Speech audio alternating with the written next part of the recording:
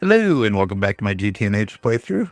Doing the very rare Sunday episode, but really wanted to do one today just because who knows what I'll work on tomorrow. And I did a ton of stuff today. So when I started today, and if you don't know what this area is, I guess I should start with that. I was able to finish the Kelvar line, which I'm really excited about.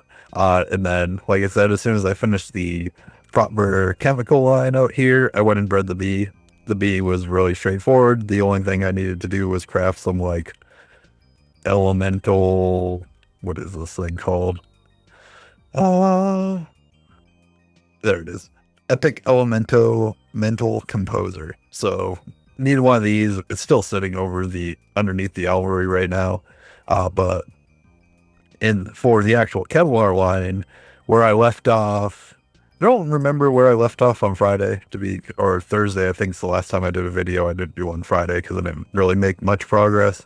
But either way, it was somewhere either I had only done like half of this section and maybe the start of this section. But what we got going on here, well, we got a lot. So I also am realizing I didn't finish painting all my conduit and stuff, so I'll have to fix that. But it got real cramped in here, if you couldn't tell. So we got, like I said, my method for doing the Kevlar line, because it is roughly 52 steps if you believe the quest book, which I don't really have any reason not to believe it. So I approached it essentially from going backwards on it just because there was just so many different chemicals. So when we're looking at Kelvar in here, I went for, if we go to Kelvar plate, we got the woven Kevlar and the polyurethane resin. So majority of this is for the polyurethane resin. We got these three different dusts, the two different inputs. They all ultimately culminate right here, which then this guy, essentially it goes from this guy over to the washer. And then everything else kind of weirdly, so we can actually see where the other portion of this, so where we got the woven Kevlar, this comes from this Kevlar foil, the crystal Kevlar. The crystal Kevlar actually comes from right here. And as you can see, so it's basically this grouping of stuff, and then a few of these LCRs back here because I started running out of room. That's why these guys are so uncomfortably close together. As well as all this other stuff. I just put it as close as possible. It all culminates down here to go into this assembler, or this fluid solidifier, I should say, into the assembler. Now, I'm already seeing this is going to be relatively slow. I don't know how much fast I'll be going through Kelvar. I have a suspicion I'll be going through it decently fast because it is used to make more PCBs, or circuit boards. Yeah, PCBs. That's right. Okay. So I may have to swap this out for a multi-block, which if I do, it's not a big deal. I'll just have to find somewhere else to stick it. I might even like literally stick it right here and have it popping through the floor.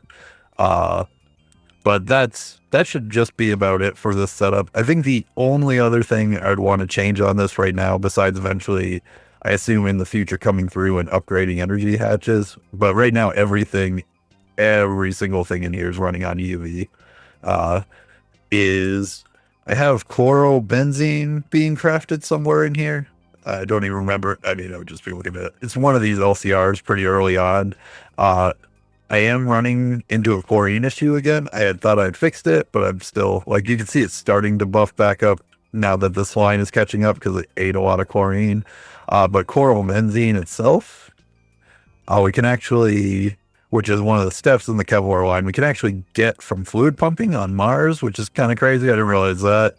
So I might set this up as an infinity pump and then swap out chlorobenzene just to wherever it is on here to be coming from the primary network instead of the sub network, and then using whatever excess to essentially go from chlorobenzene through an electrolyzer to get chlorine and hydrogen. So that is maybe something I'll do. That's one of the other plans. Like I said, the other thing I want to do is I just bred this, so these don't have stats on it, but I'm going to upbreed the stats on the Kelvar princess. And then I don't actually know how much processing this needs. Let's see, Kelvar, got a little Kelvar nugget, Kelvar cone. Oh, okay. You know what? I'm glad I did this because the Kelvar cone needs to go through the quantum force transformer, so I don't even have this yet. So nice. That's a thing. So interesting. But either way, so I'll get this statted, I'll have it starting to run, and then I'll throw these nuggets into a fluid solidifier somewhere. I think the only other thing I want to do, let's see, is I did fix my Nequata line. As you can see, it's growing here, but obviously it's still very slow for this oxide mixture. I'm kind of tempted to throw the oxide mixture through just the inefficient recipe just to help this, but it doesn't all seem to be running right. But yeah, I don't want to take too much of the time. It's Sunday, about to go eat dinner and stuff, all that jazz. But yeah, I thought this was really cool. I got it done. I'll be back tomorrow, and I believe tomorrow what I'm going to be working on again, I'll just be working towards the mothership, because this was a big part of it, getting Kevlar for it, for specifically the shuttle legs. We can see, I should actually have that unlocked now. Yeah, now I can do this quest, work towards the shuttle legs. So the other thing I'll need to do in this like little pre-setup is the Nano Forge tier 2. So I was thinking about this. Sorry, I was about to like wrap up, but now I'm thinking about it. So I might also divert a little. So the Final Frontier, I don't know.